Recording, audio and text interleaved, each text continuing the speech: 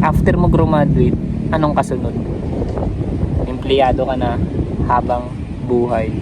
Sa video na to, pag-uusapan natin kung paano makaalis sa rat race. Ako naniniwala ako, para makaalis ka sa rat race, dapat alam mo tong 5 bagay na to. Una, dapat wala kang bisyo. Hindi ka nagbe-vape, wala kang sigarilyo, hindi ka umiinom ng alak. Bakit dapat wala kang bisyo? Kasi lahat tayo ay meron lang 24 hours. Sa 24 hours, kapag may trabaho ka, nakukonsume na yung 8 hours doon. Hindi nga 10 hours kasi yung mo pa biyahe. 10 hours yung nawawala na sa'yo kapag may trabaho ka. Meron ka na lang 14 oras, yun na lang yun. For example, yung bisyo mo inom, yun malaking oras yung natatapis dun sa'yo. Kasi sabihin natin yung inuman session nyo is umabot ng, sabihin natin 6 hours, pero madalas talaga inabot yun ng umaga Tapos kinaumagahan, meron side effect yun, which is yung hangover. Yung tangina, buong araw abala yung oras mo nun. Nagigets mo yung nawawalang productivity sa'yo kapag may bisyo ka. Yun yung kahalagan kapag wala kang bisyo. Naka-align ka kasi ayos yung katawan mo, makaka-perform ka araw-araw. Kapag may bisyo ka, on off yung motivation mo. Pangalawa, dapat yung bahay mo sobrang lapit lang sa tinatrabahuhan mo. Dapat wala kang gagastusin na pamasahe. Kasi yung sahod mo dapat ang gamit niyan is masustain mo lang yung sarili mo at saka makasubok ng ibang bagay. Kumbaga yung sahod mo pang mo yun, pang subok mo yun sa mga diskarte. Tak, diskarte doon, diskarte dito, yun yung pansubok mo. Wag mong iisipin na yung trabaho mo ay yun ang lifetime career mo. Kasi kapag iniisip mo yun, wala na. Hindi ka na makakaalis din sa rat race. Yung sinasabi nilang 9 to 5 rat race. Kaya siya sinabing 9 to 5 rat race. Papasok ka ng 9 AM, uuwi ka ng 5 PM. Kaya tinawag siya na 9 to 5 rat race. Ang kahalagahan kapag sobrang lapit lang ng tinatrabahuhan mo sa bahay mo is makakauwi ka kaagad ng maaga. Halimbawa sa akin, ang tinatrabahuhan ko, lang siya pwede ko lang lakarin. Yun, pagkatapos ng shift ko, uwi na ako. Gagawa ako ng vlog. O kaya, basta gagawa talaga ako ng vlog, hindi pwedeng hindi. Kasi, itong vlog na to, itong YouTube na to, ito yung nakikita kong long term na career ko.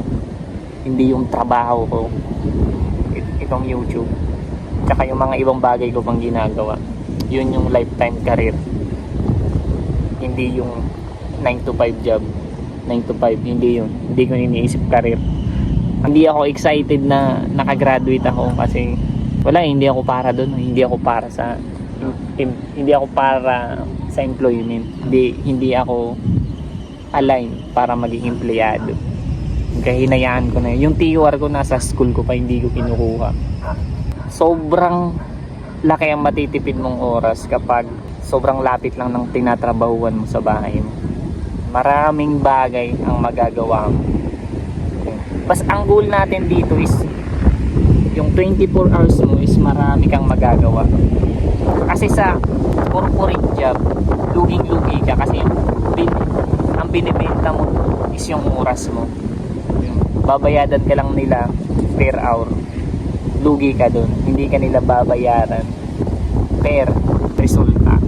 Dito sa probinsyang rate dito 400. Ibig sabihin binabayaran ka lang 50 per oras. Nakikita mo kung gaano kakalugi. gaano ka-rig ang system. Hindi pabor sa'yo. Hindi pabor sa'yo. Kaya kung hindi ka pagising, ang ina, darating yung panahon na matanda ka. Tapos ngayon mo lang na-realize na, ang ina, hindi ko pala kakampi to. Para lang akong ginagawang robot dito sa trabaho eh. Pag hindi na gumagana, palitan na.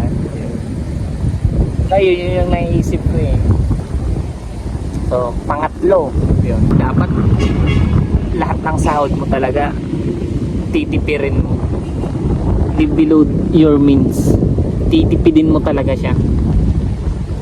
Kasi kapag yung mga natitipid mong sahod, parang income mo na rin yun eh. Parang dumagdag yung income mo nun. Ang ina-counterintuitive no.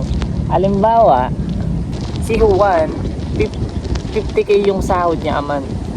Tapos si Pedro is sabihin natin 5k lang per month yung sinasahod niya. Ang agwat di ba, napakalaki. 5k lang kay Pedro, 50k kay Juan. Si Juan sa 50k niya, ang natitira lang sa kanya is 1k. Ay 500. Dahil may kotse siya, may nagrenta siya ng apartment. Tapos yung mga damit niya branded, lahat ng gamit niya branded. Kakape pa siya sa Starbucks. Basta ang natitira sa kanya is 500 sa 50k. Tapos si Pedro naman is 5k lang yung niya, sinasahod niya every month. Pero ang natitira sa kanya is 2.5. Kalahati doon, sinisave niya. Ang kape ni Pedro is 3-in-1 lang. Yung damit niya lang, paulit-ulit lang. Naglalakad lang siya pauwi, papuntang trabaho, lakad lang siya. Hindi siya nagko-commute. Wala siyang sasakyan, nagbibisikleta lang siya. Tapos wala siyang nirerentahang bahay. May maliit lang siya na kubo. Pero ang natitipid niya sa sahod niya is kalahati, 2.5. Versus kay Juan, ang natitira sa kanya is 500. Fast forward natin 10 years.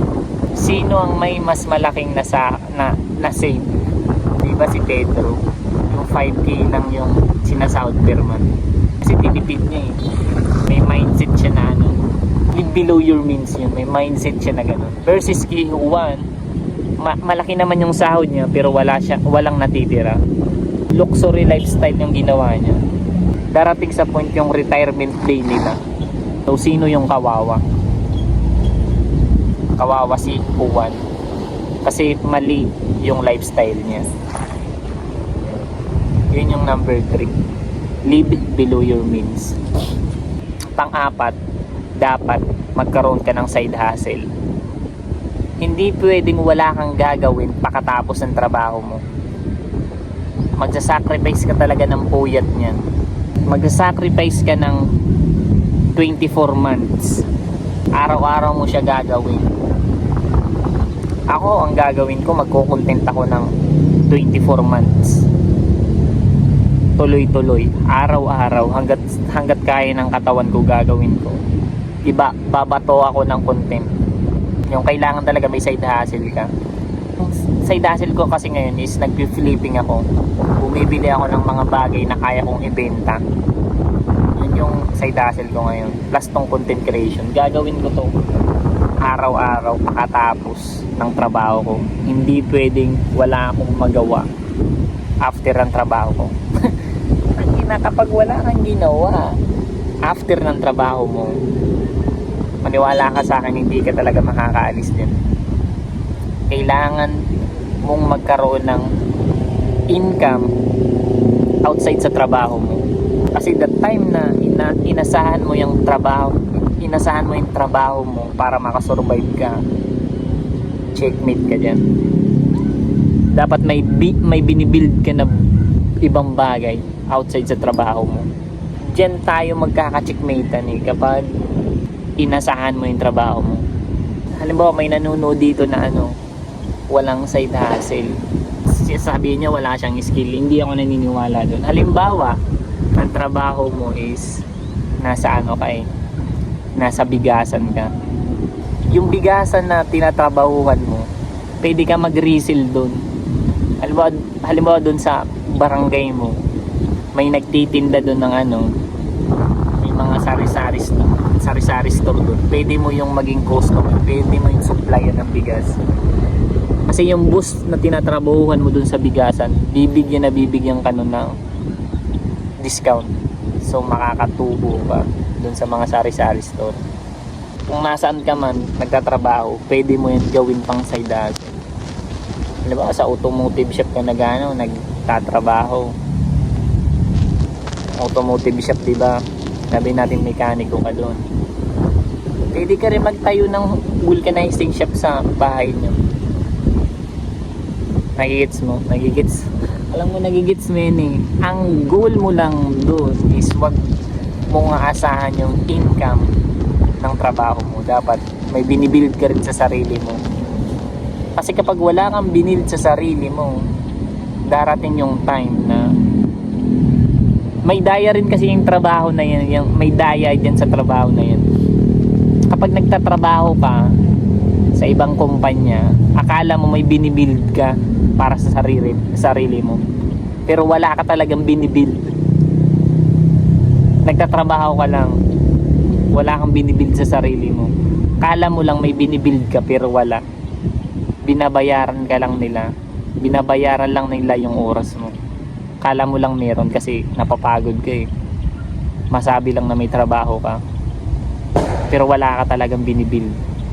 Ang binibuild mo is yung kumpanya na tinatrabahuhan mo, hindi yun para sa'yo. Ang ina, mag-absent ka lang nga dyan ng 5 araw, tatanggalin ka na niyan, maniwala ka sa akin. So kailangan mo magkaroon ng income outside sa trabaho mo para makaalis ka dyan sa rat race. Dahil nakaabot ka sa pang-5, bonus to, bonus. Para makaalis ka dyan sa tinatrabahuhan mo na rat race, huwag ka munang umalis. Tiyagaan mo na yan.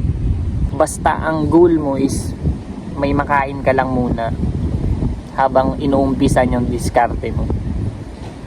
Tiyagaan mo lang yung trabaho mo. Basta magkaroon ka lang ng pang breakfast, lunch, dinner, okay na yun. Tiyagaan mo na yan. Habang sinusubukan mo yung mga discarding alam mo, kung hindi man yun gumana, hindi ka may stress kasi may trabaho ka pa, may mga katrabaho ka pang makakasalamuha. Kasi kapag nagdiskarte ka na, maniwala ka sa akin, lonely.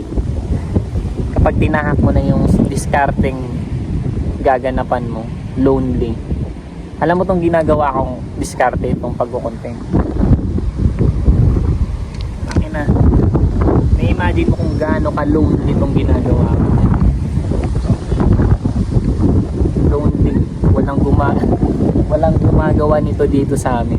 Ako lang yung content creator dito sa lugar namin. Na-imagine mo kung gaano ka-lonely to. Walang nakakaintindi dito sa ginagawa ko. Kung may makakakita nga sa akin dito, nagsasalita ako mag-isa eh. Para akong, nasasabihin nila, parang baliw na to eh. Ganito siya ka-lonely kung may tatahakin ka na diskarte. Kaya tiyagaan mo na yung trabaho mo hanggat nandyan ka pa. Basta ang importante niyan, may kinakain kang 3 beses sa isang araw. Basta wag mong gagawing karir yung trabaho mo. Wag.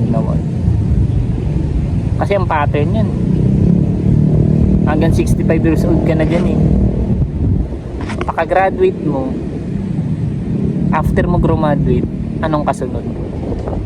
Empleyado ka na habang buhay, hanggang sa tumanda ka. Hindi mo na magagawa yung mga bagay na kaya mong gawin, na gusto mo. Kasi limit na yung capacity ng body mo, yung kayang gawin ng body mo. Kaya gawin mo na siya habang kaya pa ng katawan mo. Tiyagaan mo na yan. Kahit mababang sahod yan. Ang importante, yung makukuha mong sahod yan is yun na yung gagawin mong pangsubok sa mga diskarte mo. Ito nga, bumili ako ng iPhone. Galing to sa diskarte ko. Binili ko ng iPhone para may maumpisahan ko na itong gagawin tong diskarte sa content creation. Yan. Suggest ko rin mag-content rin kayo, subukan nyo, malay nyo gumana kayo sa pagko-content. At least na-share nyo yung mga na-experience nyo. Lahat tayo may kanya-kanyang experience, kaya hindi ako naniniwala na pagbablog ay hindi para sa lahat. Tangina, para sa lahat to. Kasi may iba-iba tayong kwento. Ma-share mo to dito. Malay mo